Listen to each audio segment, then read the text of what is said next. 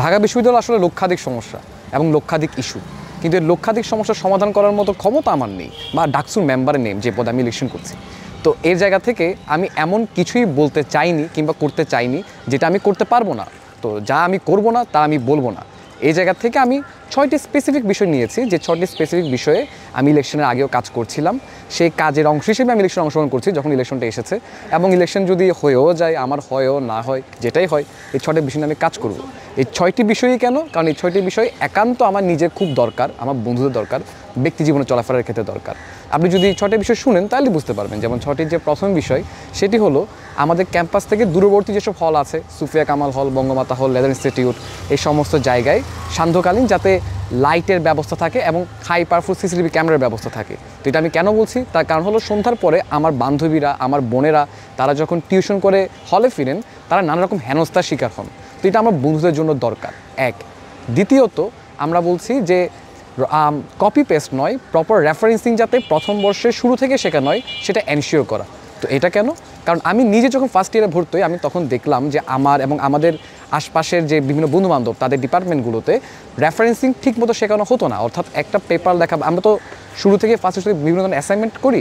তো এইসব অ্যাসাইনমেন্টের ক্ষেত্রে যেটা দেখা যায় যে আমরা কোনো একজন শিক্ষার্থী, আমাদের সিনিয়র, তিনি অ্যাসাইনমেন্টটা করে গিয়েছেন, সেই অ্যাসাইনমেন্টকে আমরা কপি পেস্ট করে আবার চালাই দিই। কিন্তু এইভাবে তো আমাদের জ্ঞানের বিকাশটা ঘটে না। বাইরের দেশে যেটা হয় সেটা হলো এইসব অ্যাসাইনমেন্টগুলো করার জন্য বেশ কয়েকটা রেফারেন্স দেওয়া হয়, সেখান থেকে 4-5টা পেপার পড়ে একটা অ্যাসাইনমেন্ট রেডি হয়। তাতে যে লাভটা হয়, আমার অ্যাসাইনমেন্ট কতটুকু ভালো হলো তার চেয়ে বড় কথা হলো আমি 3-4টা পেপার পড়লাম, আমার একটি জ্ঞানের বিকাশ ঘটলো।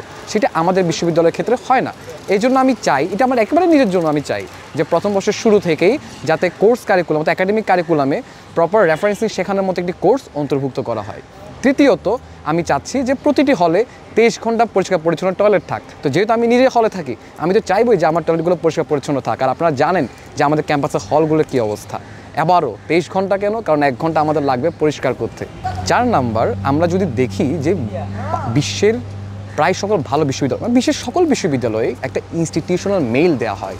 এই ইনস্টিটিউশনাল মেইল দেওয়া হয় যাতে আমরা ফ্রিতে কিংবা স্বল্প মূল্যে দুনিয়ার যত জ্ঞান ভাণ্ডার আছে, যাবতীয় যত রিসার্চ পেপার আছে, যত ধরনের রিসোর্স আছে, তাতে অ্যাক্সেস নিতে পারি। কিন্তু আমাদের যে ইনস্টিটিউশনাল মেইল, এটা কেবলই মেইল আকারেই ব্যবহার হয়। তো আমাদের তো একটা মেইল আছে, সেই মেইল দিয়ে আমরা কেন ভালো ভালো সমস্ত রিসার্চ পেপার, ভালো ভালো সমস্ত জার্নালস অ্যাক্সেস পাবো না, ভালো ভালো সমস্ত সফটওয়্যার ইউজ করবো না? এই প্রশ্ন থেকে আমি এটা নিয়ে কাজ করতে চাই।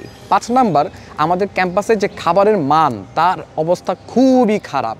এই জায়গা থেকে আমি ক্যাম্পাসে অন্তত একটি হেলদি ক্যান্টিন প্রতিষ্ঠার জন্য কথা বলছি। আমি বলছি না ক্যাম্পাসে 18টা হলে 18টা ক্যান্টিন দিন, সেই 18টা হলে 18টা ক্যান্টিন দেওয়ার মতো অবস্থা আসলেই আমার নাই, সে ক্ষমতা আমার নাই। কিন্তু এই গোটা ক্যাম্পাসে অন্তত একটা হেলদি ক্যান্টিন আসলেই করা যায়, যেখানে এয়ার ফ্রায়ার দিয়ে ভাজা হবে, যেখানে লাইভ বেকারি থাকবে, অর্থাৎ একটা মানসম্মত এবং ন্যায্য মূল্যে খাবার দেওয়া হবে। এটা ঢাকা বিশ্ববিদ্যালয়ে সম্ভব। এবং ষষ্ঠ, আমাদের যে ঈদ, পূজা কিংবা বিভিন্ন বন্ধে আমরা যে বাড়ি যাই, সে বাড়ি যাওয়ার ক্ষেত্রে আমরা আসলে সীমাহীন ভোগান্তিতে পড়ি। ঢাকা থেকে বাইরের দেশ জেলায় যাওয়া আসলেই খুবই টাফ ম্যাটার।